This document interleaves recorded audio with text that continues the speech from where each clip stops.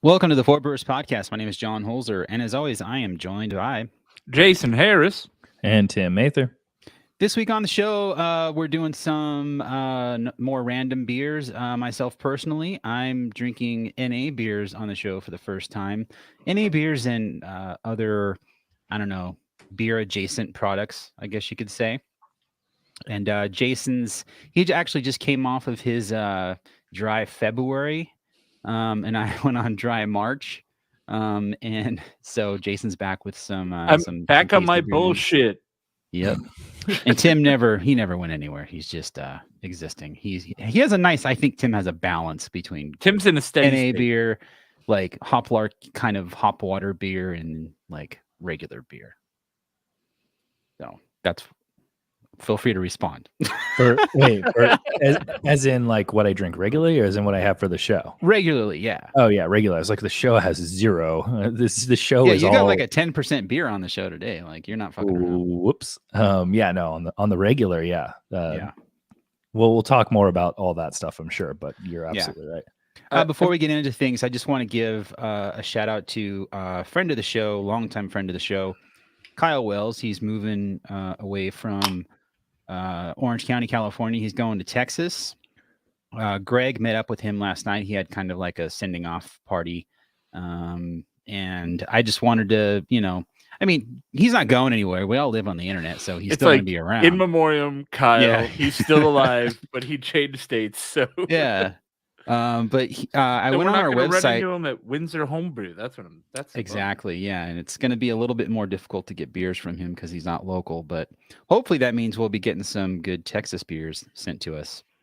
But I was looking on our website, and the first mention of Kyle that I could find was from February 27, 2017.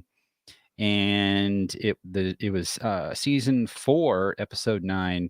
This is before we started numbering shows. Getting Messy with Santia Darius in 4 hands. So, all right.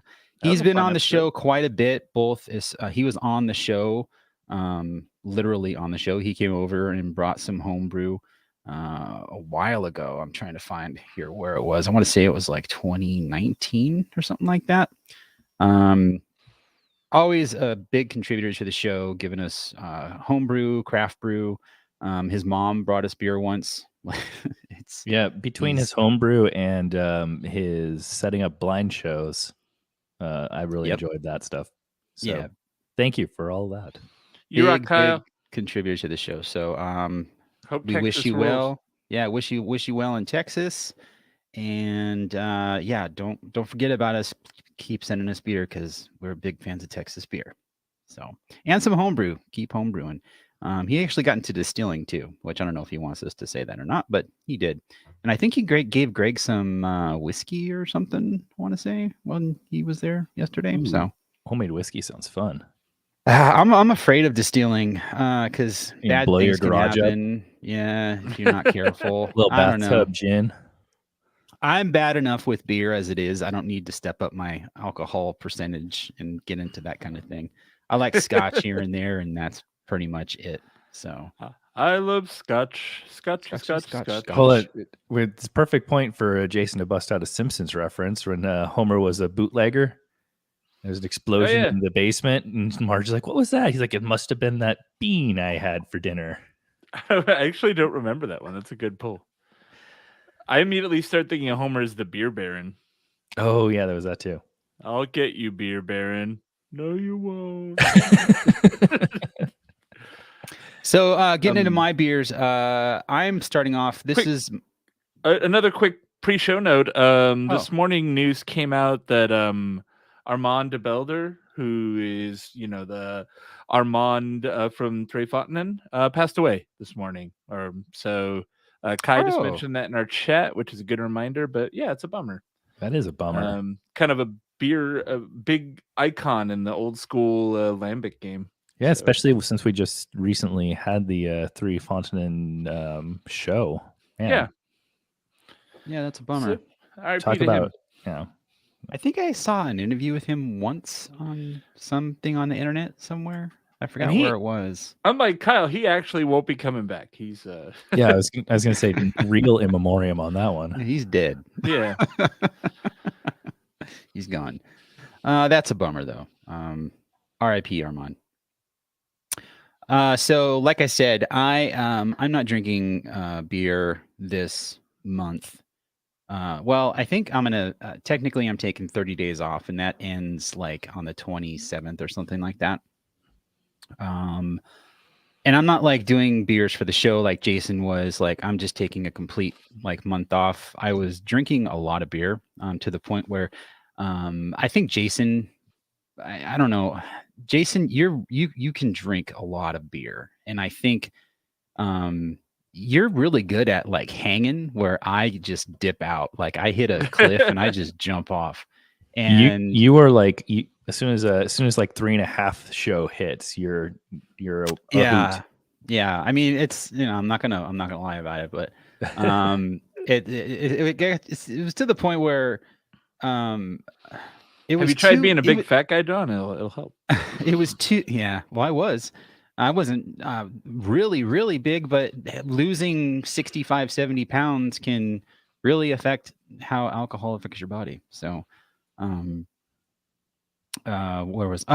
got to a point where it was just it was so easy to just crush like a Swami's. Like I could chug a can, no problem. Like it's like nothing.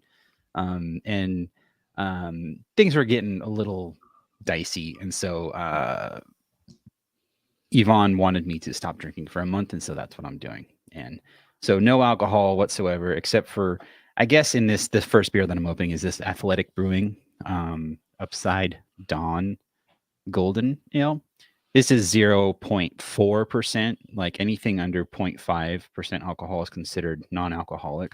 So that's technically that's kind of wild. You can give that to kids, so it's all right. Yeah, I mean, if you drink kombucha or like ginger beer, Bundaberg, I think it's Bundaberg ginger beer, that's under 0.5. Like it's nothing. So does it actually list that it is 0.4?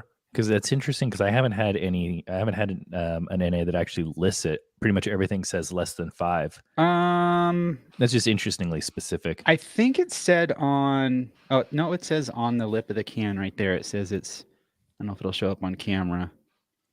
You can kind of see it. Yeah. Interesting. Yeah. It says contains less than 0.5% alcohol by volume. So yeah, most NA beers, unless they are very specific about being 0% alcohol, have something. I think they let them have like up to 0.5%. Yeah, I got a beer coming up later that is 0.0. Heineken is like the biggest example of that. Heineken 0.0. It just tastes like Heineken, and it's got no alcohol in it. So I guess it all comes down to balance and taste and compromise, and because alcohol does lend qualities to beer, as we know, we talk about that all the time. And if you just remove it, you need to fill in those gaps with something else. So everyone fills in that gap with sugar, and it's not good. It's not, yeah. And I went to Bevmo when I was after I went shopping at Sprouts. And the Athletic, they do the Golden Ale, they do a hazy IPA, they do an IPA, and I want to say they do something darker, like a porter or something. I'm not sure. But when it comes to like the hoppy stuff, I don't even want to try like NA hoppy stuff. I mean, like lighter beers like Pilsners, Lagers, Golden Ales, that's something I can get behind because they're pretty delicate. They've got flavor. It tastes like beer, but once you start adding stuff and, it becomes even more difficult to remove the alcohol and still make it taste like an IPA. It's hard enough to make a golden ale in this case that tastes like a golden ale without alcohol, let alone an IPA. So I actually, based off of kind of some things that I've had, and I tend to kind of go the opposite direction of what you're saying, because I've noticed, at least for me, like I've had some NA Pilsners and Kellerweiss and the lighter sort of styles, and those all to me seem to come across with that like sort of sweet wartiness that we talk about. I mean, granted, I am just talking kind of limited, exposure, but I found that, at least from a couple of places that I've had them from, like the hop, if you do it right, the hoppiness kind of helps mask things, hide the sweetness and the lack of like the malty sort of alcohol. Yeah, I can get that. I don't know. I guess I could try it. Hazy IPAs overall, like even like Firestone Mind Haze, I think that's the beer that most of these hazy NA beers are going to try to copy. I drink that sparingly too. Like, I don't know. I'll try it, but I'm not. The Sam Adams Hazy is actually pretty decent. The NA Hazy that they make. Okay. Yeah, it's not bad. I forgot about that one. Yeah. I would, I'll shout this out. I'd give a recommendation to you if you're looking to order something from out of state. There's a brand called Self Care. It's from Three Magnets up in. Oh yeah, you had them on the show, right? Yeah, we've talked about them on the show. Yeah, I think I did one of them on the show before, and I've been ordering different ones from them. They have a pale, like a dry hop pale ale and an IPA right now, and they're both pretty solid. So they have and they do a whole bunch of different styles. So definitely worth checking out. It looks like their website is drinkselfcare.com. Yeah. And you still have to confirm your age. Drink. I got carded for buying. Like they're like, "Can I see your ID?" And I'm like, "It's not alcoholic." They're like, "We still got to see it." Yeah, that happened when I got some Heineken once in the grocery store. I was like, I tried to go through self checkout, and they're like, you have to go to the real line. Yeah, I thought about going through self checkout too, but I was like, maybe I shouldn't. And sure enough, they did want ID. Good call. Before I talk about this beer, what are you guys drinking? Jason, what are you drinking? So my theme, I think, is I'm really just trying to get like a summer vibe. It's actually, the weather's pretty nice today, but it was rainy yesterday. Yep. I was putting up a fence in the fucking rain, which sucked, but wet wood. I'd been putting it off for a month, so we were just like, it's go time. The electric nail gun did not short out. Good. That's good. I have a Paloma Suburban Beverage from Perennial. Interesting. It is a Goza style ale with key lime, grapefruit, and tangerine. I didn't look at the date when I bought it, and the Best Buy was a month ago, but it's still tasting pretty good, you guys. That's a really interesting combo. I like it. Palomas are if you're looking for something like, kind of tequila drink, kind of like a margarita, but more on the like bitter grapefruit side, then that's your choice, and that's the way you go. And so I absolutely love grapefruit juice. In fact, my like dry January concoction is I would take seltzer water, like from the Soda Stream, and I would do a packet of like freeze dried grapefruit, and then mix that with about a cup of actual grapefruit juice. So I have just kind of like a ghetto grapefruit soda. Like a grapefruit radler almost. Kind of, yeah. But it's just seltzer water with flavoring and then actual grapefruit juice to give it kind of a little bit more bite. And it was good. It's a nice fizzy drink. And, I'd have a big old mug of it like I would have a beer, but it was a nice little break. So it looks like a Paloma is grapefruit juice and tequila. Is that right? Yeah. So the very like working man version of a Paloma is you literally just take like squirt soda and drink a little bit, put some tequila in it, and there you go. It's Paloma. Okay. But it's generally, think tequila, grapefruit juice, and a little bit of lime. Little bit of lime, and generally it's got the sweetener in there too. That's why you use like a grapefruit soda, or you'll use like simple syrup or something. This is really good. The citrus is coming through really well. It's got a nice bite. There's a salinity from being a goza. It really does hit that Paloma profile while still kind of being beer flavored. I guess the goza part of it would add to like kind of the saltiness you'd get like maybe on the rim of the glass or something like that. Yeah, in a Paloma, actually, you put salt in it. It's it's a part of the cocktail, yeah. Depending on where you get it too, it's either salt or I know some places do like a tahini salt mix, give a little spice. Yeah. Yeah, Native Sun, shout out to them. The one in Rancho serves it with tahini rimmed on the glass. It's super good. Nice. Tim, what do you got, man? Summer vibes, man. Excellent. Drink it. Let's see. What do I got? I'm starting off with this guy right here. It is Collide, a hazy IPA from Southern Grist. I've talked about them many times. In fact, I had one of their NA sours on the show a little while back. Clear my throat.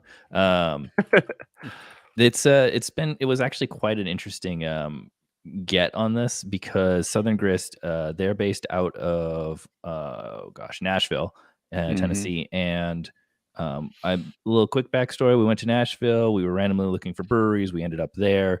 They have some really crazy good like sour lactose things that you guys would hate that my wife and I ended up loving. And so we were like, hey, they ship, but only to Nevada, like only certain states, California not included. And we really wanted to get a whole bunch of their stuff. So I had some stuff shipped to a relative in Nevada. And then we went to Las Vegas. We picked it up and brought it back. Thus, I now have it. Wow. Anyway. Logistics. Yeah, exactly. This is a New England style pale ale with Galaxy and Mandarina Bavaria hops. Nice. And it is a little milky, kind of a nice soft yellow. Yeah, I'm looking at pictures here on Untapped, and it looks like my kind of hazy as far as like the look and feel and texture goes. You don't get and that, it's a 6%er, so it's right in that good range. Yeah, I think that's like the perfect ABV for an New England IPA for sure. Yep, and it's got some nice. It's got the Mandarina Bavaria kind of gives a little bit of like almost like a slightly noble but tropical aroma, and then the flavor has really nice sort of a bitter but slight tropical flavor to it. And then being a hazy, the mouth feels very smooth. Of course. Any kind of like hop burn on it or anything like that? The bitter, it's leaving a little lingering kind of bitter burn, but nothing that's really impairing my desire to have some more. Yeah, usually I feel it like it almost feels like on the back of my throat, like acid reflux a little bit. That's usually the feeling I get when I get that hot burn thing, but yeah, none of that. I'm just really stoked to be able to have found some sort of a workaround to get their beer. You guys go to Vegas regularly? Like you have family out there, right? I mean, we used to. Yeah. This was we went out there 2 weeks ago, and it was the first time we'd left the state in like 2.5 years. Okay. So yeah, we went out for a couple nights, and we do have family out there. So cool. Yeah, that works out. I'm not leaving the state, but I'm actually like going places in a couple weeks. So yeah, should be fun. Going to San Diego and up to Central Coast. So I know Greg's going big with his international, but we did a domestic flight to Denver last week. It was pretty good. That's cool. I'm driving everywhere. Yeah, I'm in no hurry to fly. I mean, I'm not that I'm afraid of flying and getting sick. I just don't want to deal with the logistics of everything and people. I'd rather just drive places at this point. At least with the airport, we flew last summer. And at least with the airport, like people aren't really fucking around with the rules. Like the fact that you see them on like fucking viral videos or whatever, but I think it's viral because of how rare it is. Like people know better than they don't fucking care at the airport. They'll just send you to airport jail. Like exactly. They don't give a shit.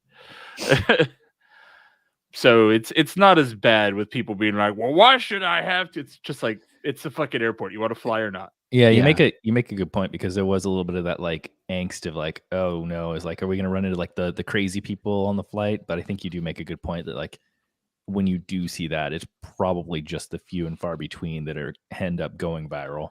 I think they're going to get the attention too because they're the loudest ones, and since it's so few and far between, it's like, oh look, it's another one. If it were every day on the news, then that'd be a different story. And those stories are ending with them being like permanently banned from Delta Airlines. They're taped to a fucking chair. Oh, you can't do that anymore.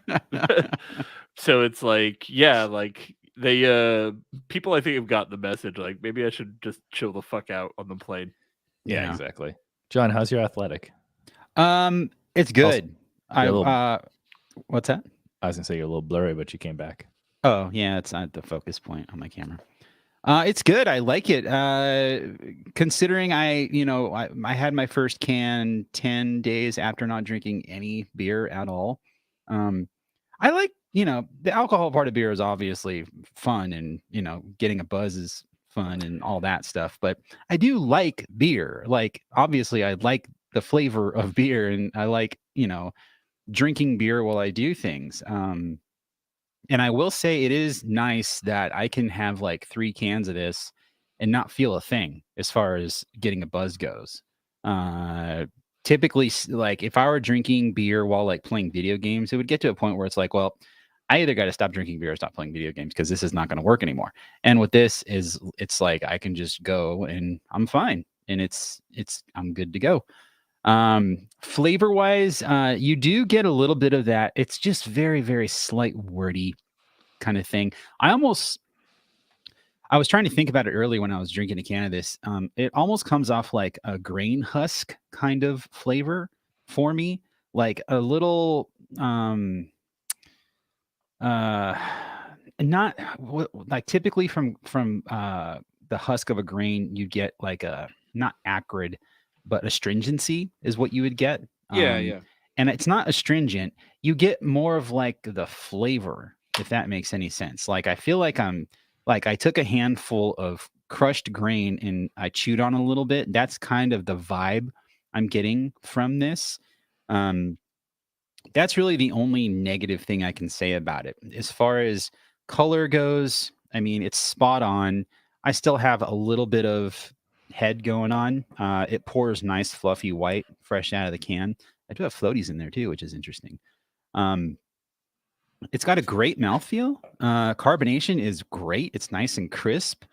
It's a great beer. I'm definitely going to buy this again and mix it in with my regular beer. So if, instead of having like 4 cans of beer in a night or 5 or whatever, have a couple cans of beer and sprinkle in a couple of these and maybe some other stuff that's coming up later on the show. And I'm good to go. Isn't Athletic, was it one of their traits that they like mix some extra things into their NAs like to fortify them for more of like the athletic like refresh? Oh, for like their spin. Yeah, no, that's somebody else. Okay. I remember seeing that where it's like literally it's like healthy beer with vitamins or whatever, but that's something not like that. That's not Athletic. I don't. Oh, okay. Because I definitely know Athletic's one of the larger places I see advertised, and yeah, there's a lot of good talk. They're in grocery stores and stuff these days. They're pretty around. So. I want to say they got sold to a bigger company. Maybe I'm confusing them with someone else. I could be wrong. I swear someone bought Athletic, or they bought a stake in Athletic. I can't find it online though. But yeah, you can get this everywhere. Funnily enough, I did not see it at Sprouts. I could swear I saw it at Sprouts, but it wasn't at Sprouts. But there's a Bevmo literally next door to Sprouts, so they have plenty of it there. They don't keep it cold or anything. It's on the warm shelf, so that's another like tick against the IPA. Did you say Bevmo keeps like fucking sandwiches and shit in the cold box now? Well, my Bevmo has not changed yet. It's still a regular Bevmo. So gotcha. I guess it should be coming sometime soon, though, considering it sounds like it's a successful thing that they're doing. So, but yeah, overall, it's a great beer. I like it. It's actually beer that has had the alcohol removed. It's not like some kind of like weird thing they're trying to make fake beer kind of thing. It's really good. I will definitely try it. I said I don't have any interest in the IPA and the hazy IPA from them, but obviously I'll try them out. The IPA they had at Bevmo was a good 5 months old, and regular IPA with alcohol in it, like at 5 months is usually kind of meh, and I can only assume non-alcoholic IPA is even worse because then you don't even have like the alcohol in there preserving any aspect of it. So look for the their double dry hopped IPA. I don't remember the name of it. I want to say it's in like a pink can or some shit, but it was a lot better than their regular IPA. The Run Wild or whatever I thought was just okay. Okay. Yeah, it looks like they have a new one called Trailblazer, which is a Helles, a hoppy Helles. I'd be interested in trying that too. Yeah, they have some cool stuff. They on their website they have like a pilot series with like a New Zealand pale ale and stuff. Cool stuff. Seems yeah, like fun. they're a legit brewery. They're out of Colorado, from what I remember. Charging premium prices on these 6-packs, though. Yeah, they are. That's the thing. I thought taking out the alcohol, I guess, sets you back a penny or two. Well, I thought, this is going to be nice because I'll save some money, right? And then I leave Bevmo spending $60, and I'm just like, I just spent the exact same amount of money, like I'm buying regular beer with alcohol in it. So, were you talking about where Athletics based? Yeah, they're out of San Diego. Are they? Who am I thinking? Oh, I'm thinking of Hoplark. Hoplark Who's coming up next? Yeah. That's right. Yeah, that's right. I was if it hadn't been too far out of the way, I was tempted to stop by their tasting room. Yes. Okay. Yeah. Stratford, Connecticut, and then San Diego, California. Do you think I couldn't go somewhere called Athletic, right? They'd be like, "Listen, you're fucking up our brand." Shut up, Jason.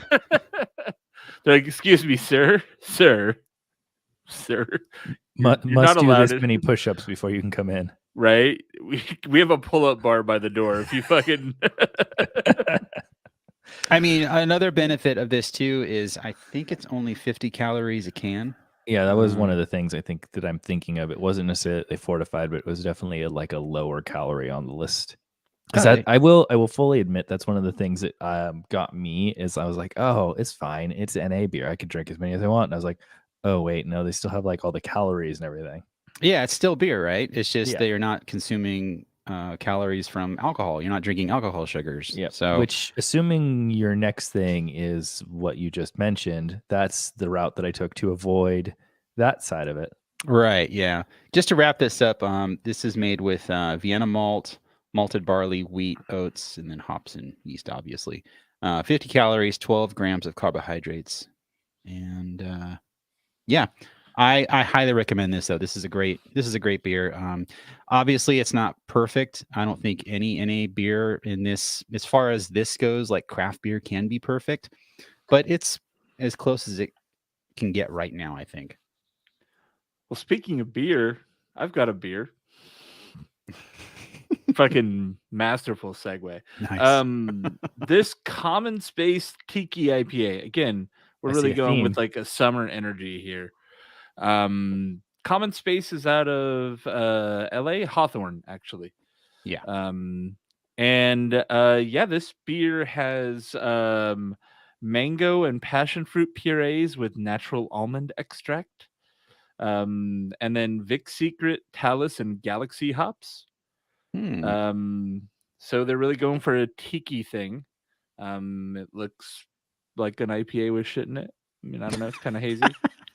Looks like an IPA with shit in it. It smells very much like a tiki drink, though. When you smell it, you're like, oh, yeah, this seems like it came to my table. I think passion fruit is that's a tiki smell right there when you get to passion fruit off something. Yeah, definitely. They're saying it brings up flavors of pineapple and guava, and mango and passion fruit. Yeah. And there's no fruit in it, right? It's just hops. No, it says there's fruits and flavors, mango and passion fruit purees. So yeah, there's mango and passion fruit in it. Oh, I missed purees. There it is. Yeah. But there is a real guava flavor in there, which I'm guessing is just kind of some of the tropical fruit playing with the danky hop flavors, which kind of combines to give a guava-ish flavor. Yeah, but passion fruit's a weird fruit that comes off it smells different than it tastes, and I think I picked it up too sometimes with beers with passion fruit, where it's kind of like a guava kind of flavor thing happening too. This is really good though. If you think the idea of a tiki IPA sounds good, this sounds like what that is in your head. If you're like, okay, what does an IPA taste like? What does like a tiki cocktail taste like? If I were to combine those, this is really mentally where that would meet, and in a good way. I think it works really well. Good beer. Took a month off beers. So I'm just like, it's all great. Yeah. Jason's being very lenient. I like these this, are good Jason. so far. And that first one was old too. Still good. This one, Camden 1110, so not the newest beer in the world, but still tasting pretty good. Yeah, there's more fruit than hops though, for sure. Got it. I'm a fan of like that sort of tropical fun. I think I've had a couple of like tropical or tiki sort of IPAs in the past, and so it's kind of cool to hear, obviously like of another one and getting the high Jason praise is very nice. I always get flashbacks when I think of like tiki drinks to when we had that fucking June shine. Oh, fuck that. Yeah, and it's like, it's tiki fucking mop water. It's just like, This is hot garbage. I'm pretty sure that was me who brought that in, so you're welcome. Was it you? Oh, man, I remember I did bring a June shine once. I don't remember if it was the tiki one, but I remember you specifically saying mop water, so that's oh yeah, because it had activated charcoal in it, so it poured like murky dark gray. Yeah. It was gnarly. Like the tiki drinks just makes me kind of miss like Trader Sam's. I haven't been back there in a little while. In general, I could really go for a tiki drink. I think in my San Diego excursion, I'm probably going to try to find me some tiki cocktails. Excellent. That's a good choice. Yeah. Should be fun. We'll see though. Not a lot of the group are big drinkers, so we'll see. But I can get an excursion to a tiki bar, I bet. Oh no. There's enough theming in there. It's a group trip. Just us and another couple, so it would be all right. Oh, okay, good. Yeah. No, I'm too old to have like 10 fucking people go where it's like, come on, guys, we're all gonna enjoy the same thing in Vegas. And it's like nobody fucking enjoys the same anything. Immediately, it's like, I don't want to get fucking buffet. Yeah, less people, please. Yeah, dude, those big group trips is always a fucking nightmare. Just like, nah, dude. But yeah, I'm gonna be in North Park if anyone wants to send me fucking cool ideas or things that have fucking closed since the last time I've been to San Diego. Get a pallet of North Park Brewing. I can't go to Tornado or Hamilton's because they're both gone. When are you gonna be there, Jason? Like 2 weeks. 2 weeks. Yeah. 2 weeks. Like the weekend of the 18th. Yeah. Should I go ahead? Oh, then I'm not gonna. Yeah. Go ahead, Tim. Okay. And moving on to another one.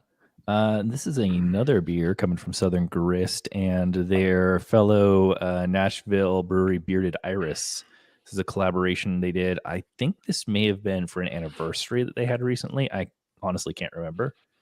It's called Fake Hate, which I'm going to guess might be a fake beef between these breweries because they're both like two of the top rated breweries in Nashville on Untapped. So that's how I ended up finding them when I was there. This is an oated New England double IPA brewed and double dry hopped with Simcoe, Galaxy, and Wakatu. Coming at 7.7. Ooh, oated. My next beer I first saw at a store local to us called Goodwin's Organic Market. This is a brewery that we are big fans of on the Four Brewers podcast, and they make this beer in a non-alcoholic version. And I'm opening it right now, and that beer is... Wait for it. It's Bitburger. Oh, the Bitburger. 0.0. Premium Pills, alcohol-free. That's what it says right there on the thing. Alcohol-free. Yeah. Und alcoholgen vermuffen. This beer has more calories and more carbohydrates than the Athletic Golden Ale. This is 72 calories and 16 carbs in an 11.2 fluid ounce bottle, or this is 330 milliliter. This beer, I expect nothing but the best when it comes to Bitburger, and this beer delivers. This thing is crystal clear. Ooh, that's you pretty. can see my finger through it. Nice white head. Looks like beer. Smells like a Bitburger pills. It's again, after not drinking beer or being around beer for almost 2 weeks, it's just like you come to appreciate it. You're like, man, that smells good. You know what taking a beer break really taught me is that first Swami's, if you haven't had a beer in a week or two, is bitter. That is a bitter beer. I was gonna ask you about that, like what it's like coming back to like IPAs and stuff. Oh yeah, they're bitter, man. They come in hard.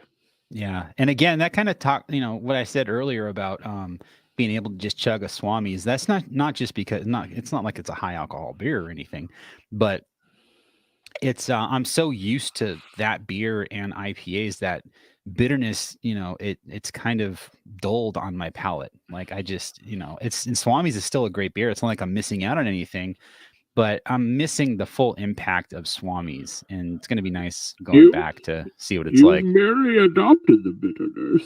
I was born into it. I didn't have a crisp beer till I was already a man. Jason coming in with the extra voiceover props. It's amazing. Got the effect. But this I mean, again, I had one of these earlier before we started recording, and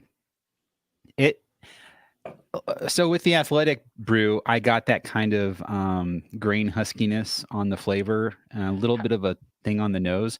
How about the wordiness? That's always been my big problem, where our home brewers here will recognize that like a lot of NA beers taste like your wort before you ferment it. They just really taste like unfermented wort. Neither of these had that, as far as I can tell. That's good. Again, maybe I'm confusing that grain huskiness for wartiness that you would get from it, but it's basically with the Athletic, there was something off about it. Like that, if it were a regular golden ale, I'd ding it for something, but I wouldn't be able to put my finger on what it was. I don't think it was wordiness, though. I think it was definitely more of like a byproduct of removing the alcohol, and maybe it affected the grains somehow, and it changed it in a way that I don't know how. I don't know how they remove the alcohol. There's different techniques for doing that, where you kind of distill the beer and remove the alcohol that way. Or I think you can run it through a filter too and do it that way. I'm not sure, but let me just go ahead and run this whiskey through my alcohol filter. The Athletic, though, definitely had something on it that gave it away. Like, this is an NA beer, where with the Bitburger, like the chili peppers. Give it away now. It's again kind of like the Heineken 0.0. I did a YouTube video on it. It's actually our most watched YouTube video on our channel, and it's got tons of hate. People just shitting on me, saying I'm a beer snob and all this other stuff. I didn't say anything bad. I liked it, but much like the Heineken 0.0, this tastes like beer. There's really nothing off about it. Like, it tastes like you're drinking a Bitburger. I'd like to try it side by side with an actual Bitburger pill to see if I can notice any difference. I'm sure I will, but that'd be actually really cool. Yeah, it would. I mean, Heineken too. I would like to do it with that beer too, because I didn't buy a regular Heineken to try it side by side. I just bought that, and it was like, yep, this tastes like Heineken.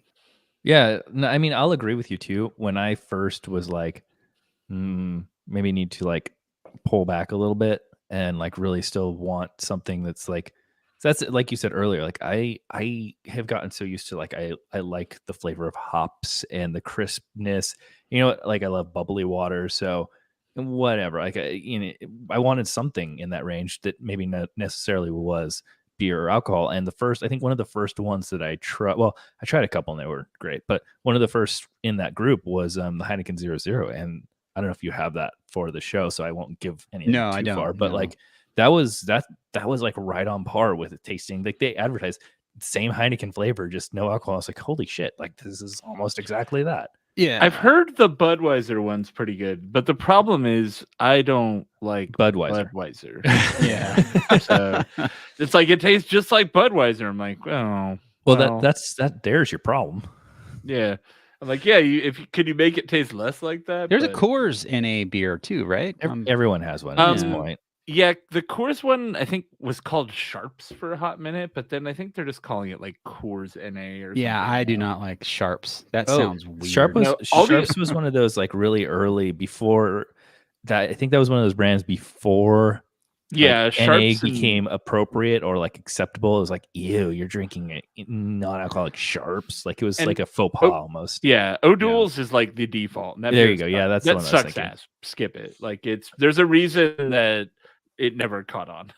Yeah, I have never had O'Doul's, and I don't plan on having O'Doul's ever. So O'Doyle rules has alcohol in it, and also the label looks like it would be at like a very high end like organic grocer. Oh look shit, at this. That's You're beautiful. Like, wow, that looks very nice. You sure that's not like some new age like seltzer?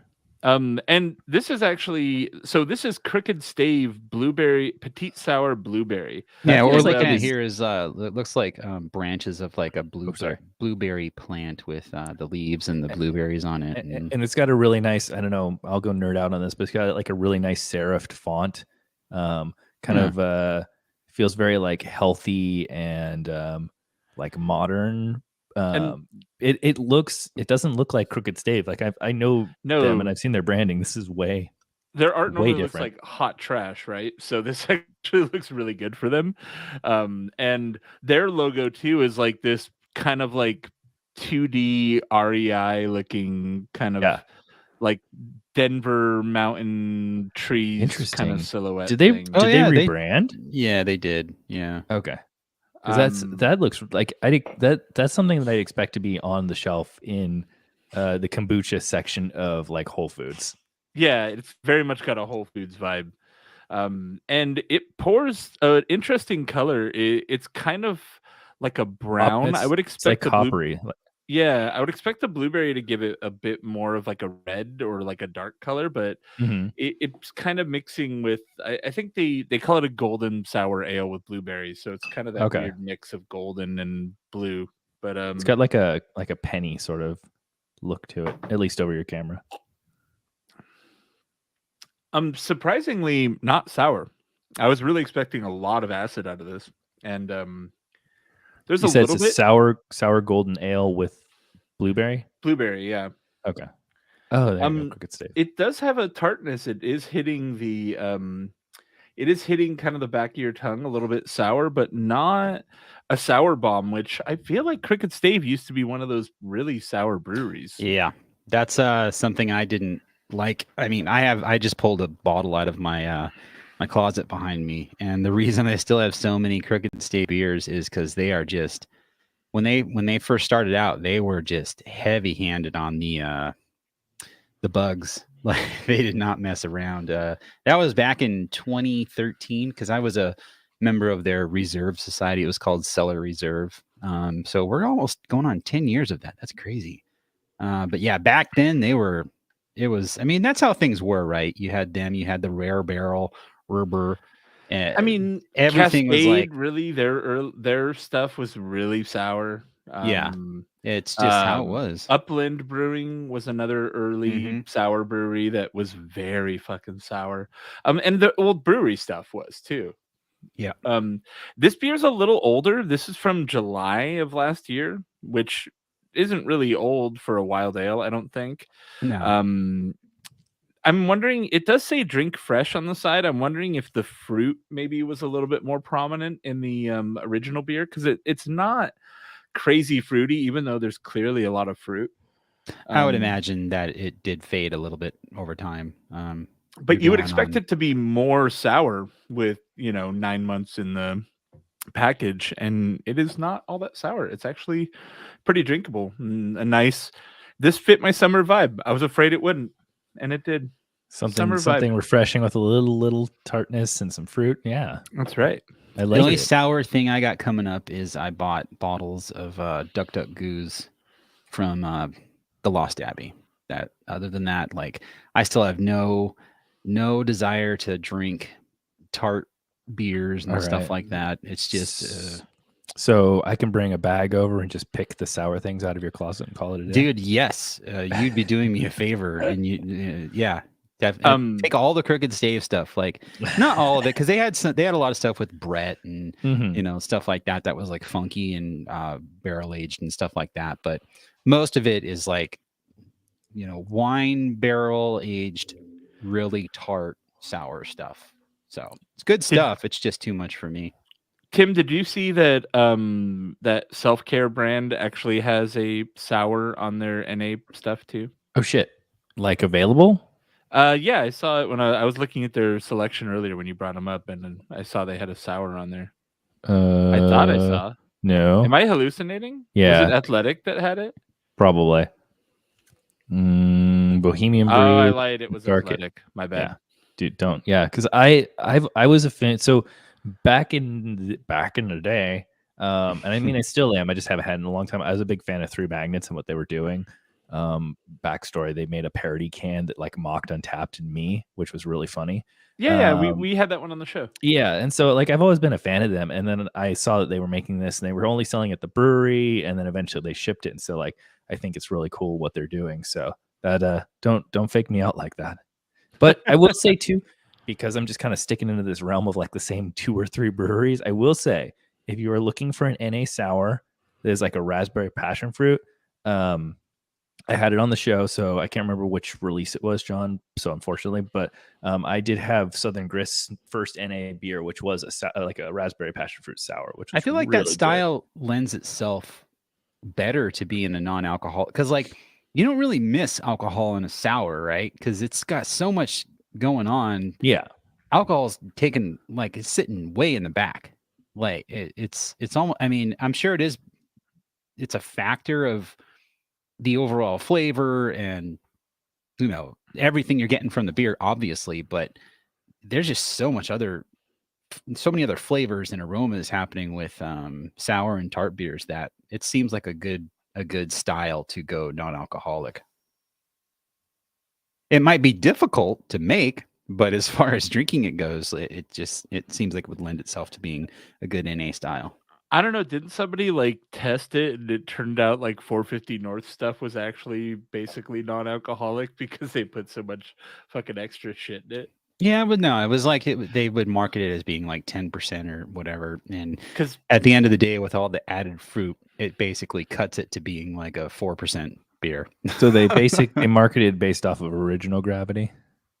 No, not Original Gravity is pre-fermentation, but it was a fermented beer. They probably got and then measured 10%, but then when you add all that fruit in secondary, yeah, of course it's going to displace the alcohol content unless it ferments out in the can, which it did when they would explode. But yeah, I think they were taking the gravity reading and then adding, 50% by volume of just fruit puree, and then so it went from 8% to like 2%, but they sold it as 8%, and that was a bit of a kerfuffle.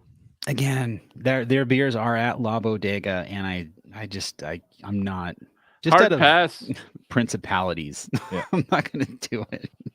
I'll do a really quick wrap on my fake hate.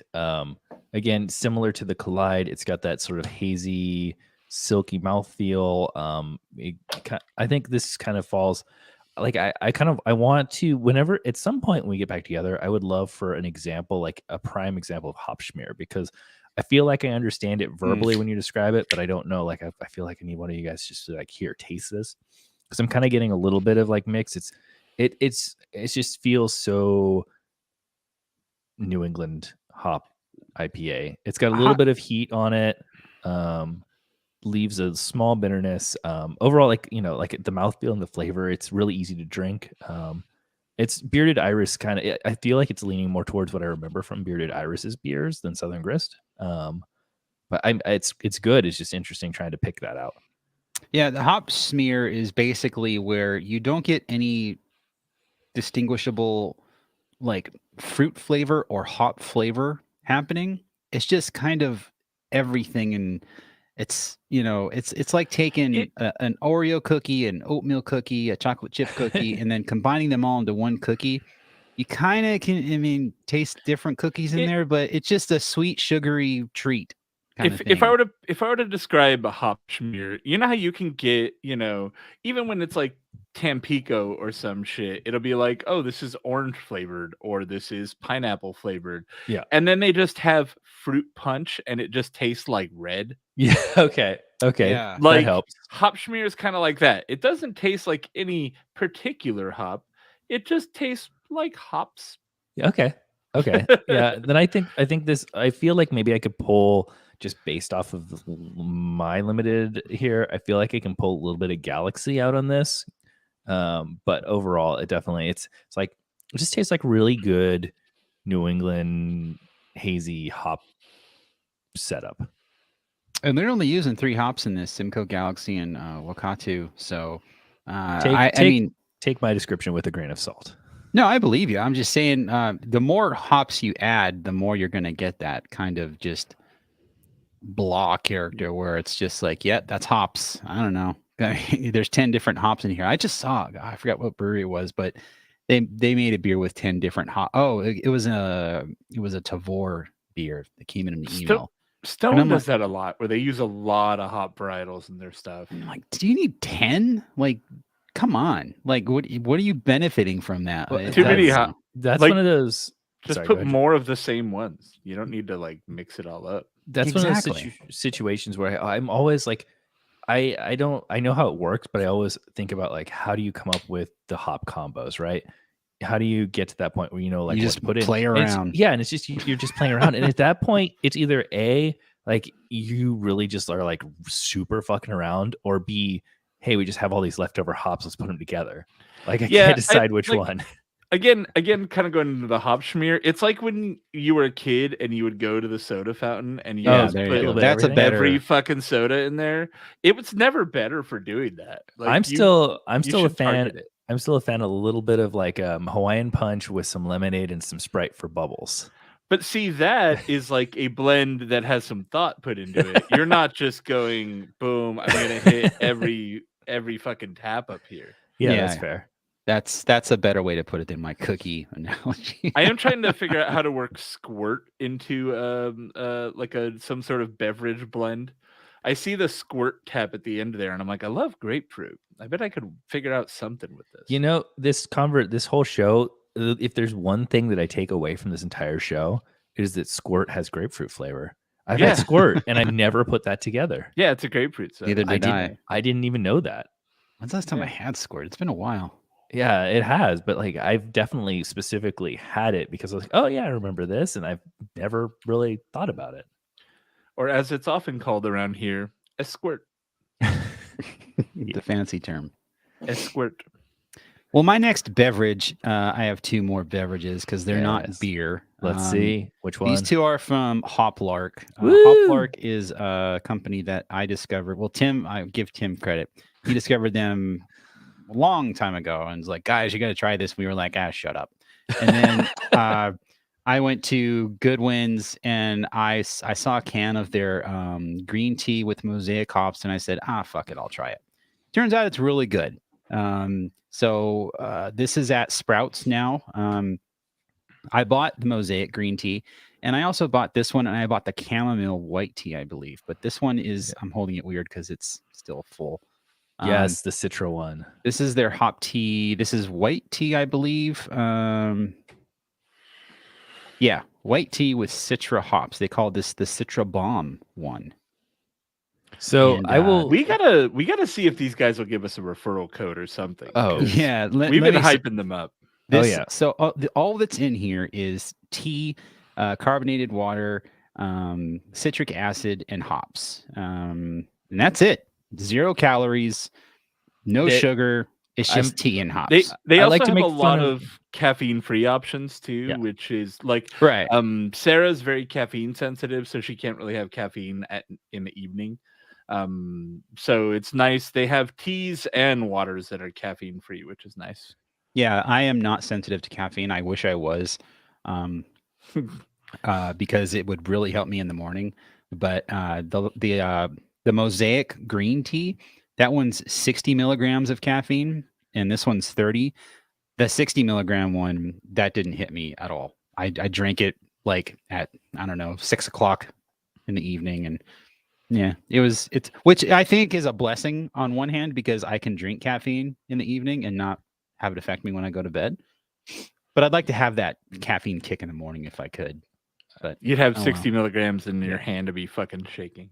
Yeah. I will say credit where credit's due. My buddy Ryan out of Cincinnati, he told me about hop tea at Whole Foods. And so I ended up looking for it. Their hop tea ended up being Hoplark. And so that's how I discovered it. And I got a couple. I was like, this is amazing. And I bought more. And then eventually I'm on their like monthly subscription service at this point. So it just shows up like once a month. And any of their specials. Did you get the Centennial water this month, or are you in the Hop Explorer or whatever? Yeah, I'm not sure which one I got. I had the last special I had was they had a water that used lemon drop hops, and then I just had one that used something like Nectarone something hops. I don't know, whatever it is. Oh, how was the Nectaron? That one looked dope. It's on its way. I think it's. I don't think it's shipped yet. But like I went from being like, okay, I'm gonna order like what's the latest thing from this brewery or what's the latest thing on Tavour to what's the latest water? And I was like, holy fuck, like this is silly. Notably though, it's still priced like an IPA. Yeah. That's fair. But they're like $3 a can, roughly $3 or $4 a can. And that's what you're paying in the store as well. Yeah. I'm a big fan. They all like they all taste slightly different. They all taste good. It's an excellent alternative if you just like hops. It's like I don't really like LaCroix just because it's usually like fruity flavors, and this is just it really scratches the IPA itch. I think. They're not super bitter. They're not really bitter at all. Oh no, generally no. But they have that hoppy flavor that you get from an IPA. So if you want like that IPA itch without having booze on a weeknight or whatever when you got shit to do, it's a really good replacement. You can have it midday. You feel like you're doing something scandalous. You're like, I'm on my lunch break at work, but this is just hop water. I've been called on that on Zoom calls with my work once in a while. Like, are you drinking a beer? I'm like, no, it's just hop water. And I know it's like it might be. I could have like 2 or 3 of those a day, no problem. Yeah, I thought when because I had the next one I'm drinking is also by Hoplark. It's a hop water. But it looks like a beer. Like I'll just show it. It's new branding as far as I can tell. That looks like a fucking beer. Oh, except it says 0.0. I haven't seen that. That branding looks very much like a BJ's can. A BJ's can, like the pizza place. Like that looks to me like the labels on BJ's stuff, which is not a compliment actually. Oh. I don't. Well, okay. I don't really get that. But. It looks like a beer, and honestly, I had one of these yesterday at like, I don't know, 10 in the morning while I was playing Pokemon Legends Arceus. And I was like, is this helping my situation right now? Like, it's not beer, but technically I'm opening something beer adjacent where normally I wouldn't do that till way later on. And I thought, no, it's just water. It's flavored water. That's all it is. Like, let's get right. You can get morning wasted. Yeah. So, but going back to the hop tea, I personally am not a big fan of tea. I don't drink a lot of tea. Green tea is a tea I can get behind if like I'm, eating, sushi or something like that. It's fine. It's a pretty mild flavored tea. But as far as like making a cup of tea and drinking that, I never ever do that.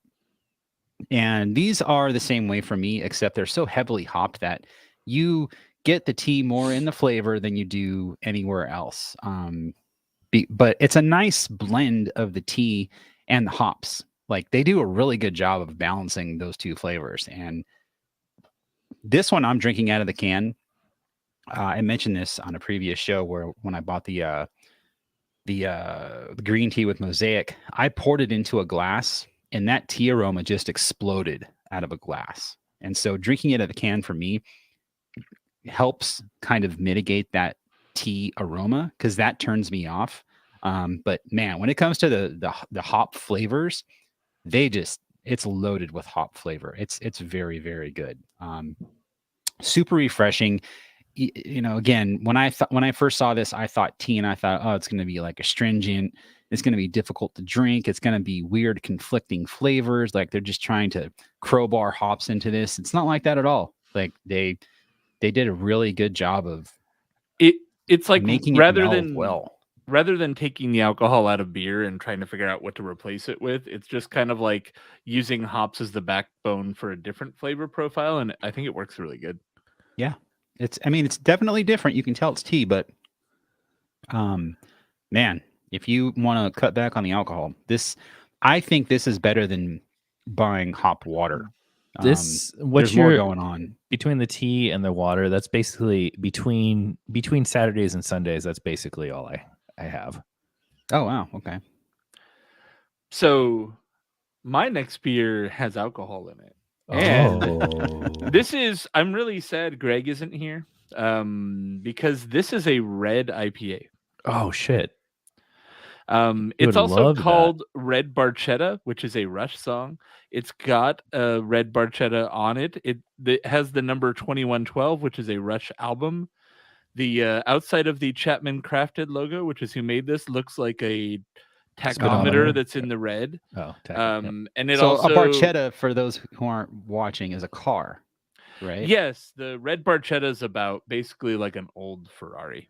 I've never heard of a Barchetta, so if you've heard the song Red Barchetta by Rush, it's kind of famous one. I doubt I have, because I fucking hate Rush. So and then oh, that sucks. They're pretty dope. And then another reference to the song, it has notes of piney, citrus, and shifting and drifting, which is it is a red IPA with all Centennial hops, and look at this caramel malt, boys. That is dark. That is red and very clear. They use the crystal malt like whoa, my friends. It is, and yeah, all Centennial, just super old school, 65 IBU. I mean, if you're gonna go old school and use those crystal malts. They are made for a reason. Use them. Big honestly, the only thing really like this that you can buy regularly anymore is like Arrogant Bastard. Just a ton. Is it to that same level? It's not as bitter. It's not as bitey. I think having only Centennial, it's more piney, but this is very reminiscent of getting a very fresh Arrogant Bastard, but with a little bit less booze and a little bit less bitter. Super good. Honestly, I know Greg has single-handedly been trying to bring red ales back. I wouldn't rule it out that he had some influence in Chapman brewing this, because he's over there. He's over there sometimes. Maybe he brought. I'm not sure if they listen, but he's been kind of complaining about that. So who knows? Yeah, it's really good. It's just a classic old school red ale. Like if you remember fondly stuff like Evil Dead Red, or like the really hoppy, really caramelly beers. What's the other AleSmith, like the counterpart to Evil Dead Red? They did a Halloween one, right? Or maybe like the Yule Smith. Oh, My Bloody Valentine. Yeah, the My Bloody Valentine, Evil Dead Red, or like Yule Smith. It is very much in that vein. Just an old school hoppy caramel malt, like an IPA, like they used to make. Really fucking cool. This is dope.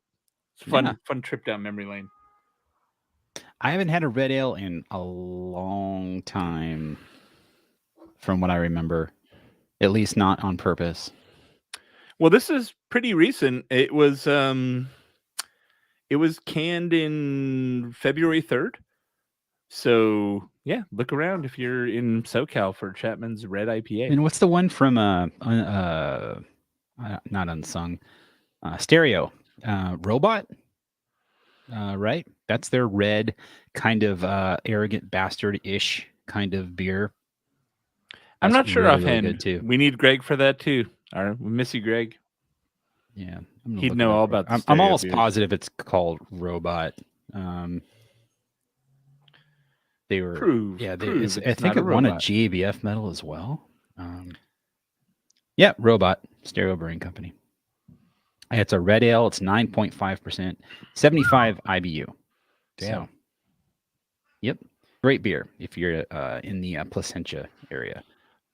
Yeah, if you want a beer that has like a bitter bite and like coats your palate, you forget how the caramel malt just kind of sticks to the roof of your mouth. So there's that little bit of sweetness that lingers on your palate when you finish the drink. Fun throwback. It is a challenging beer to drink. You couldn't drink a liter of it, but Okay. it's a fun one to put in the mix.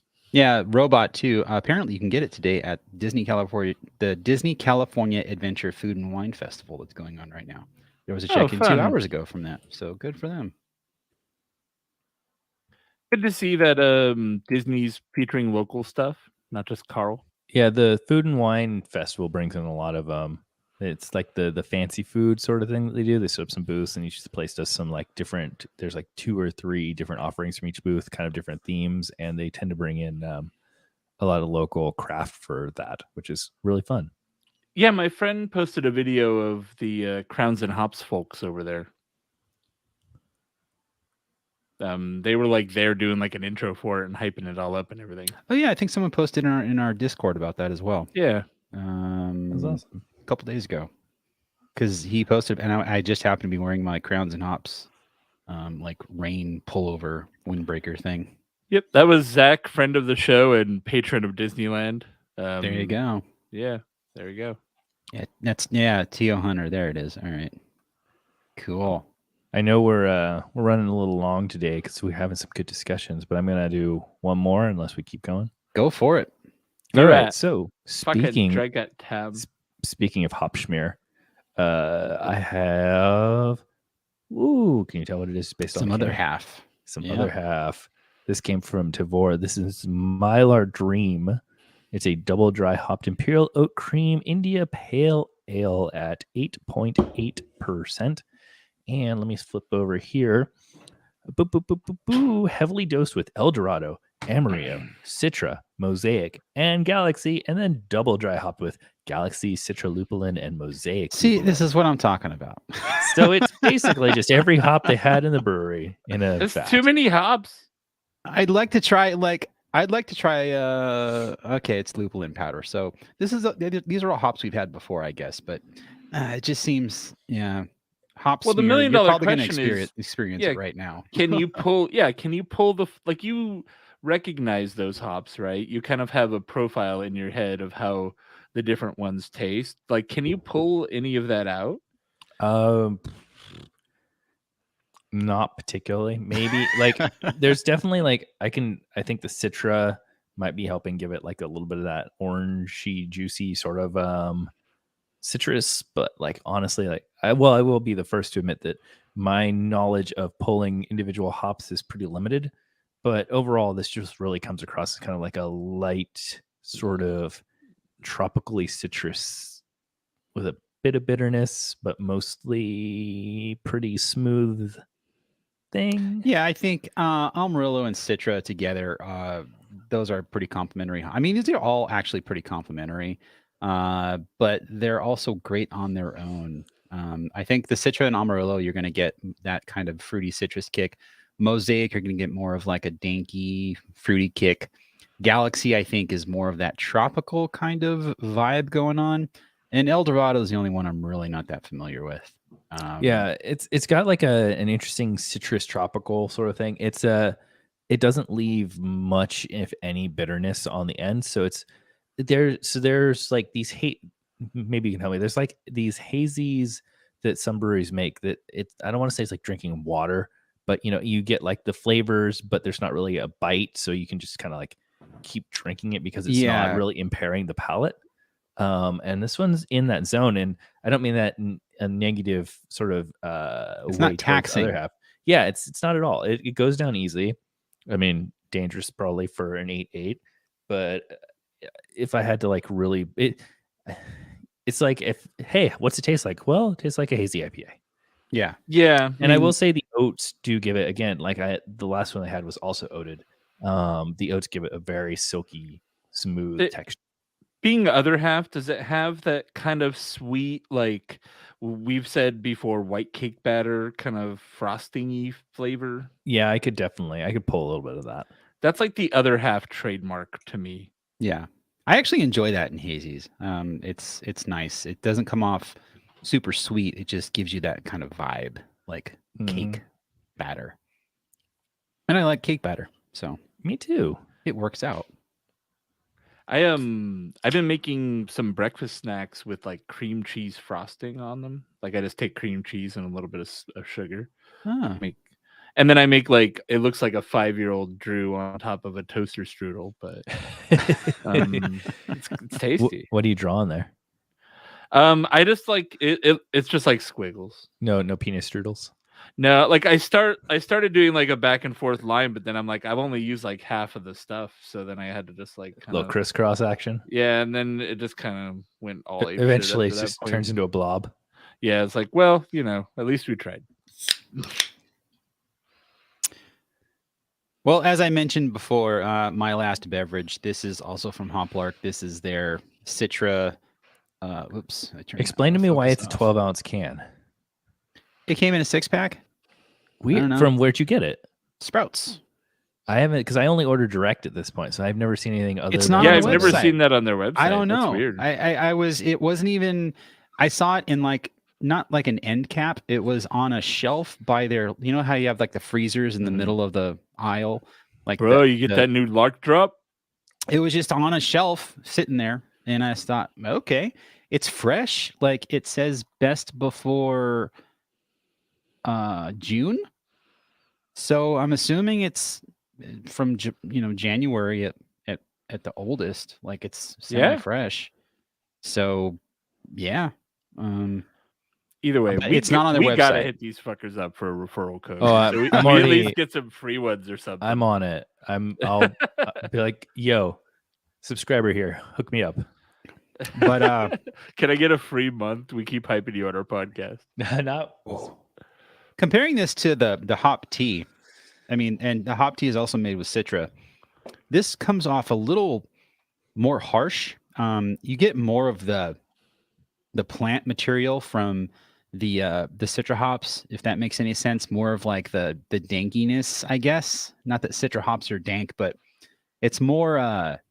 It's like a deeper flavor of hop. I'm not going to say vegetal, but you can taste that you're drinking something made with a plant, if that makes any sense.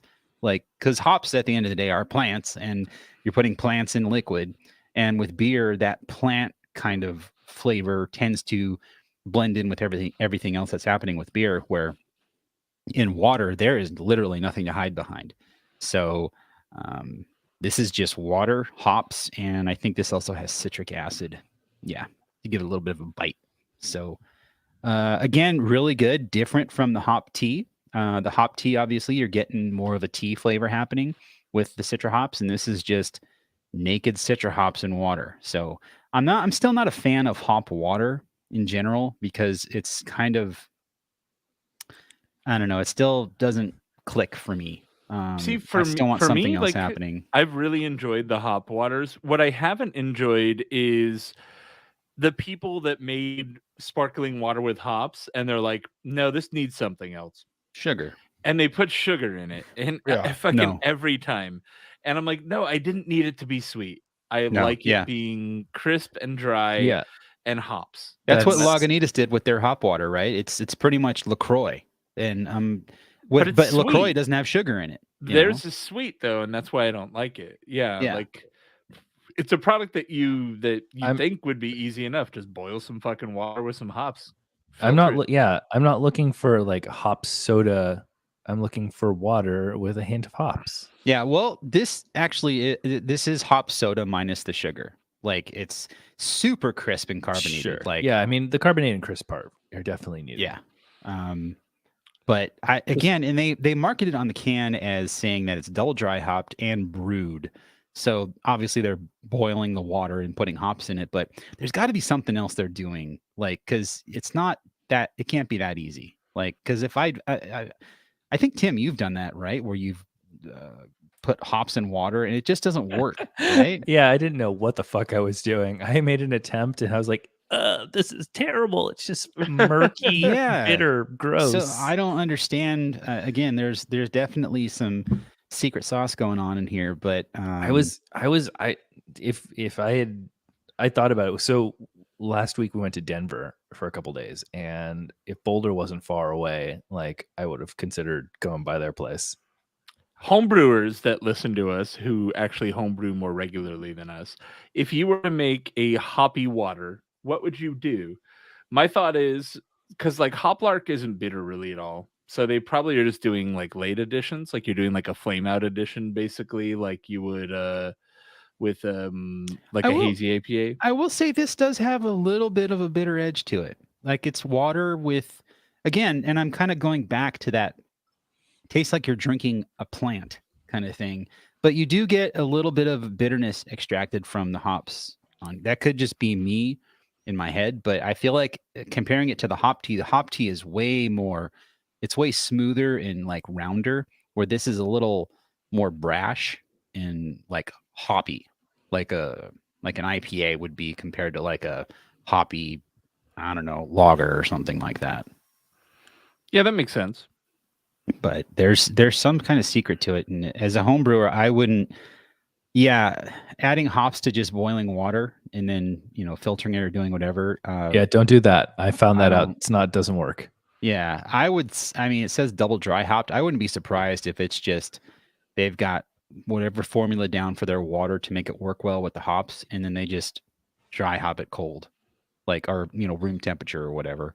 Because you do not want to get that bitterness extraction or vegetal thing happening, because there is something there that makes it taste like you're drinking a plant, but it's not off-putting at all. It's very, very good. Yeah, you're not drinking you're not drinking wort. You're drinking carbonated water with the essence of, for the most part.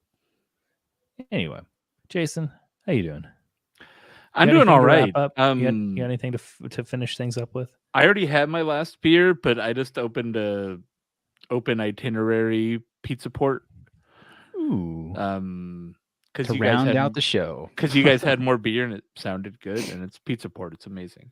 Yes, I cannot wait to get back to Swami's. I will say though that I've learned that alcohol-free beer can be good, and I will be integrating it more into my rotation of beverages, because you can't just drink beer, especially the older you get. It's not. I mean, beer. More like 40s brewers. Am I right? Yeah, right.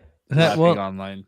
I also feel like we just lost a viewer. I think somebody heard us say you can't just drink beer, and they're like, "Fuck, I'm done with these guys." I think it's important to note too that just because you want to maybe have something else that is non-alcoholic, or have something that is water, or have an alternative, is entirely okay and does not need any explanation or any reason behind it.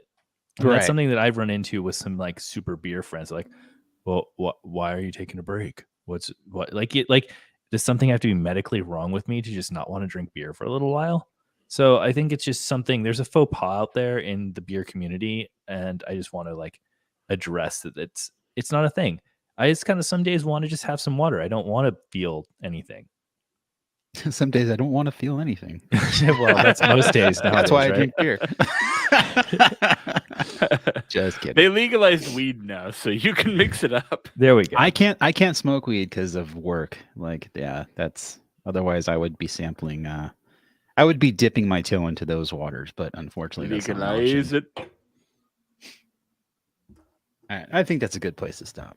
All right, sorry, I didn't mean to get on me going legalize it. I didn't mean to get on a high horse. That's something that bugs the shit out of me. No, it's definitely worth saying. Like, I brought it up where people like make an announcement. I am taking a month off of beer. Why do you need to say that? Like, no one cares. Well, and even when like somebody like wants to like invite me out, or I'm like, oh yeah, I'm having this NA beer. Like, why are you having an NA beer?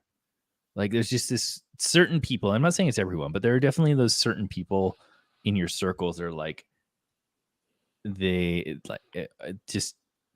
I feel like they're that says more about them than it does. Yeah, exactly. What are you trying to say, man? You fucking saying I got a problem, man? Yeah, and I mean, admittedly, like oops, that's not the button I wanted. We embiggen John. How do I switch John back? Nope, I don't. There we go. Okay. Like, admittedly, like I've learned over the years that like even just like 1 or 2 beers will reduce my mood in ways that I don't want it to. And so that's why I've cut it way back. I love beer. I love breweries. If I'm out, I'll have it. But just personally, I've seen over the years that like it has certain effects that I'm not a big fan of if I do too much. So I found an alternative. And for me, that got kind of extreme, where it was just like, again, it got way too easy to just drink beer. Where, you know, I remember when I first started drinking alcohol, like when I was 20, 21, I didn't like drink in high school or anything, but I'd wake up with a hangover the next day. And fuck that. I don't remember the last time I had a hangover. Like maybe I'll feel a little icky the next day, but it's just like, that's not a thing anymore, which is kind of cool. But it's also like, maybe you're drinking too much. Like, not that I'm drunk the next day. Like I get up and I'm fine, but it's when you start having these discussions, you're just like, maybe there's something going on and I need to take a step back and like reconfigure. And that's what I think I'm doing right now. And so far I'm happy that I'm doing it, and Yvonne kind of forced me to do it, because I think the last couple of years, especially with the pandemic, like early pandemic, like every couple of days was like, oh, let's get some margaritas to go. Like it was for sure like through Christmas of the first lockdown, like, okay, who has Christmas cocktails? Let's try all of them. And like we had like 5 or 6 different eggnogs from places trying to try. And then we realized as the new year started, we're like, ooh, shit, that was that was wild. You'd have, especially let's get together on Zoom. I drank more at home than I ever did with anyone in person. Like getting together on the internet. It was just like, not that I'm using that as an excuse or blaming that experience, but I'm just saying it kind of just snowballed. Yeah, for sure. Over the last couple of years. And I don't want to look at it as also like glorifying in any way of like, those people like, oh yeah, I'm going to go do a cleanse. I had to do a cleanse. Oh, it's not that. No, it's just like, okay, cool. I like this other thing too. And, maybe I should. For me, the structure of having like a timeline for a thing kind of helps me stick to a goal. So if I'm like, hey, I want to take a beer break, like having a start and finish kind of helps me define it, where it's like, okay, yeah, like here's what we're trying to do. Like where it's like, yeah, why are you always doing you're not doing this for a month? I'm like, I don't know, it's kind of puts a finish line on it, and it puts like a when you need to do this thing versus like, why not do it tomorrow? Like why not fucking, hey, I'm doing less of this, but what about just throwing this in tomorrow? Like procrastinators unite tomorrow. Yeah, sure. And I thought going into this, it's like, well, am I going to miss like the alcohol part of it, or am I going to miss the actual like drinking beer part of it? That was loud. It sounded like Tim just is sorry. He's had his rig on a motorcycle this whole time, and now he's like, he revved it. I was moving a desk over. Sorry. But and when I had that first beer from Athletic the other day, it was just like, oh, okay, yeah, this is good. Like I missed this, and yeah, that's the alcohol didn't even enter my mind. It was just like, okay, this is great. Yeah, for me, what I've learned is I really like having fucking fizzy drinks. Yep, just fizzy stuff. Like having seltzer water at the house really has been like, oh yeah, I don't need to necessarily drink a Keystone Light. I can just have a fizzy water. Exactly, and that's where I'm at too. It's like I'm not looking to, drink beer to get buzzed. If I want that, I'll go out and have some cocktails or something. What I'm doing is like I've developed an enjoyment of a certain flavor profile, and if I can get it elsewhere, then sure, that's great. I find that I like the novelty of it. I like the geekery. Like, I like having a variety, because it's like, okay, I had an IPA. Now let's try this IPA. Yeah. And now maybe I'm getting tired of IPA. Let's try this. But you can only drink so much, because then you're just fucking drunk. Like, and so again, and that's why I bought all of these different products, because it was like, well, I like having a variety, so why not try it out?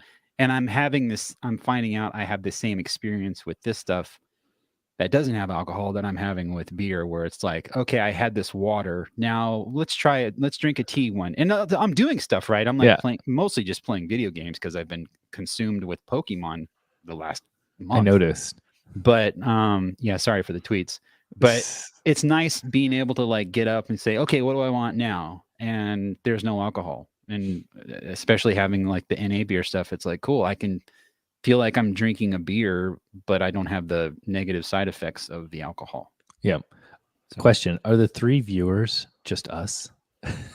No, we're not counted. No. That'd be hella funny though. If you're a viewer, just fucking say something so we know you're alive. No. Steve B, are you still here? Yeah. You guys, in non-alcoholic news, just completely unrelated news. So I built a fence. I'm very proud of constructing a fence. I mended something. That's amazing. Successfully. And then John will be very excited to know that not only do I have MacBook Air now, I also have a fucking iPad. Whoa. I got the iPad for free. I got it from work. It's nice though. If there are 2 things that John is all about, it is promoting Nintendo and Apple. I'm not going to buy a Nintendo. It sounds like a pain in the ass, but yep. You have to be into the Nintendo if IP to like. If you guys Switch. Really, because there's a lot of compromises with the Switch. I didn't grow up with Nintendo, so I don't have the nostalgia for it. So yeah, I just don't get it. Everyone's just like, "Fuck yeah, my childhood is back," and I'm just like, "Bro, my childhood was Earthworm Jim and like fucking Sonic the Hedgehog." Yeah, see, I was more Sega than I was Nintendo. Yeah. Well, now Sega's on the Switch too, so you can do NSO Online. But exactly. I've tried to revisit old games a lot of times. They were better when you were a kid and you had nothing better to do. Yeah. Well, and they didn't take. This is my problem with games now. Is there's just too much thinking involved. Too much, like maybe it's just me, but like when I sit down and I want to play something, I don't want to have to worry about the quest and the items and the power ups and the level ups. I just want to fucking run from point A to point B and collect rings and jump on shit. Yeah, but here's the thing that you don't realize with the old games is a lot of them are modeled after arcade games, and they're here meant to eat your fucking quarters. So you just die all the time for bullshit reasons. And as a kid, you're like, oh, whatever, I guess I'll try again. And as an adult, you're just like, what the fuck? You gotta memorize the movements of this level to get through it. This is fucking bullshit. Yeah, that's fair. John ran off. Can you still hear us? No. He probably can hear us, but we can't hear him. Yeah, well, if he yelled loud enough, I feel like you could. But the MacBook Air has been a really good machine so far. Cool.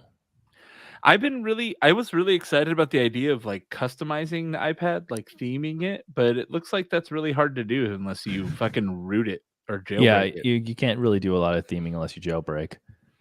Yeah, I got like an icon pack and I was like, oh, this is gonna be dope. These are gonna look rad. And then I was like, oh, what? You gotta like create a shortcut, which is super laborious. And then it like breaks there's a lot of like context stuff you can do when you like long click on stuff and it breaks it with a shortcut. I was like, oh, this fucking sucks. Yeah, I know. Also, what the fuck? Instagram hasn't made an iPad app still? Yeah, that's really annoying. Yeah, no. They're like, yeah, we have 500 employees and we haven't been able to pay one dude to make iPad app. I'm sure the percentage of people using the iPad for Instagram are very low. And I'm 100% certain that one of their devs made an iPad app in his spare time. Oh, yeah. Is fucking perfect. And they just won't release it. Oh, I'm sure that's how it usually goes. Some dude did it in an evening. Yep. And they were like, yeah, we don't have the manpower for an iPad app. Yeah. I was just waiting for John to come back so I can say bye. Bye, Tim. Tim, do you have any hot tips for Lightroom? No, I don't use Lightroom. Wow. How do you do your photos? Uses an iPhone, right? Yeah. On iPhone, I use Snapseed if I do any editing, which I think is also on, it's a Google app. Which I think is I've used Snapseed a lot. Yeah, that was the only thing I ever really used. I found it really easy, but also powerful. I've been starting to play with Lightroom. It's pretty hardcore. I used it like mildly when I was on my my laptop, but it just again simple. I don't too many details. I don't want to get that far in. I am using 5 minutes worth of time spending on a photo that I took from back when I went up to Sequoia. I was like, wow, I turned this photo from absolute dog shit to a really good photo. Yeah, that is an advantage there. You can go out of control with dehaze and clarity. and stuff like that. You got to find a nice balance. But yeah, the Lightroom is pretty powerful overall. My normal workflow is bring in a photo, make sure you've got the proper exposure, turn down your highlights, bring up your shadows, and you're good to go. So see you later, Tim. All right, guys. Sorry. Take it easy. Later, man. Bye, Tim. But basically, every smartphone, that's what they're doing to your photos already. That's why when you get a photo from a DSLR, it looks worse, quote unquote, worse than a photo out of like a Pixel or an iPhone, because they're crushing those highlights and amping up those shadows to give it more of a pop. And I've been doing that for as long as I've been taking photos. That's like what I discovered to do. So it works well for me. So like, check this out. This is not entertaining for anybody fucking here, but so this photo that I took, I posted in our chat at a fucking Sequoia National Park. Not a great photo. Doesn't really look like much. So but that's where you bring in dehaze. Yeah. Dehaze for actual, like, the sky is hazy right now is like a fucking magic wand. It is crazy. Yeah. Hold on. Let me find the process photo I did. It's stuck in Lightroom somewhere. It's on another device. Speaking of Kyle, he took some pictures of his dog. This was a couple years ago, maybe 3 years ago, on the beach, and he sent them to me. And I was in a class for work, and just playing around with Lightroom Mobile, like I made him look way better. And he was just like, "Oh my god, how did you do that?" I'm like, yeah, it's Lightroom. It's not difficult. You can get to a point where the photo starts degrading because there's only so much it can pull out, but you get pretty good results otherwise overall. Yeah, I just posted the after photo after Lightrooming it. I was like, oh yeah, holy shit, this looks fucking badass now. Yeah, it does. It looks way better. We'll share this to the fucking 2 people on stream. You get to see baby's first Lightroom. Please share with me your Lightroom tips.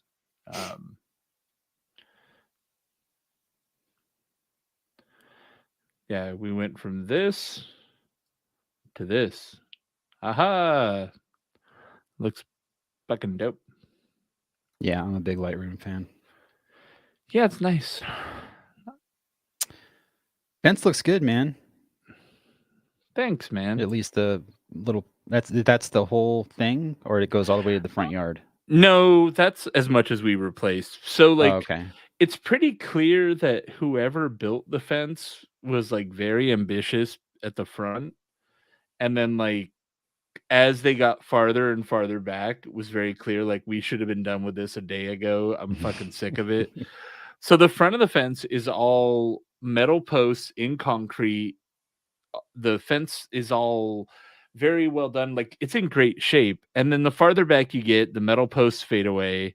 Then not all the posts are even in concrete by the back.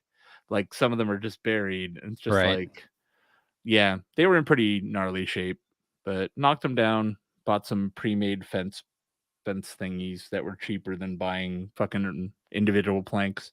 Right. Oh, so you bought pre-made fencing then. I see. Yeah, to get an 8-foot fence panel is like it was like $80, but the planks are like $5 each, and the 2x4s aren't cheap either. So yeah, came out pretty good.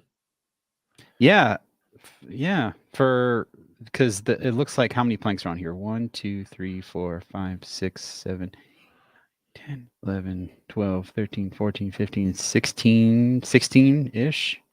Yeah, so that's $90. You're saving money. Or yeah, $90 already made. Huh. They're a little kind of fucky. Like if you're getting real precious with it, you can look, and they very clearly use their pieces that aren't the best pieces in the world.